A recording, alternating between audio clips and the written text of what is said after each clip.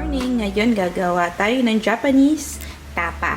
So, ang pangalan nito ay Enoki Mushroom Meat Roll. Okay, so nakita ko lang din ito sa YouTube while scrolling kasi dapat itong mga to gagamitin ko sa sukiyaki. Wala nga akong makitang tokwa. So, kaya masisira lang siya. So, gagawin na lang natin siya as a separate recipe. So, yan. So, ito yung mga ingredients na gagawin natin. So, let's start cooking.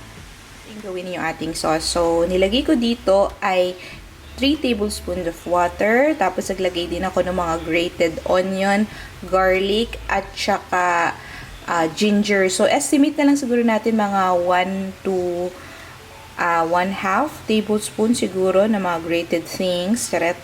Kasi hindi ko maintindihan yung mga grams yung sinusundan kong recipe eh. Tapos, pagkatapos, so, lalagyan natin siya ng 2 tablespoon ng mirin at saka 2.5 tablespoon ng soy sauce. So, mix lang natin to and then i-ready na natin yung ating beef at saka enoki. Okay lang niyang gawin. So, kumuha lang tayo ng portion ng enoki. Tapos, i-wrap lang natin siyang ganon, katulad ng ginawa natin doon. And then, yun na!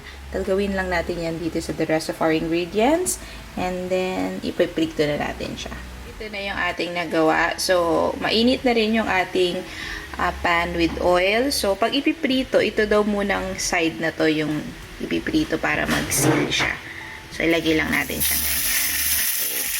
So, iprito lang natin siya hanggang medyo brown na siya. Tapos, i-flip natin over soon as okay. How they look like? So, i-flip over ko na siguro yung mga ibang piraso ng ating enoki and beef roll.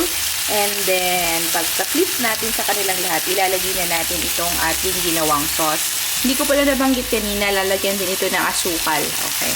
Kasi kung wala kayong honey, yun yung pwedeng alternative. Okay, flipping fine na. Mukhang luto na. So, stick na yung ating sauce. Ilalagay na lang natin siya dito sa ating plating. And then, afterwards, i-garnish natin siya ng green onions at saka sesame seeds. Ano po ang ating finished product? Ang ating beef enoki rolled mushroom. O, diba? Paiba-iba yung sequence ng pangalan niya. Pero yun na yun. May beef, may enoki, mushroom. Alright? So, serve na natin yan. So, ang top of mind ko dito, maganda siyang i-serve with rice. Pero kagabi ko pa kasing gusto kumain ng noodles. So, natutorn ako ngayon eh. Pero, well, sabi ni Jamueats, mag-noodles na lang daw kami para tumahimik na ako. So, isi-serve natin to with noodles and kakain na tayo. Alright? Finished product, ang ating beef enoki mushroom roll kemerut at ang ating instant noodles. Finally, makakain na rin ako. Kagabi pinigilan ako ng matindi. So, yun, happy birthday, Ma'am Ava! At sa kung sino man na may birthday pa ngayon, happy birthday!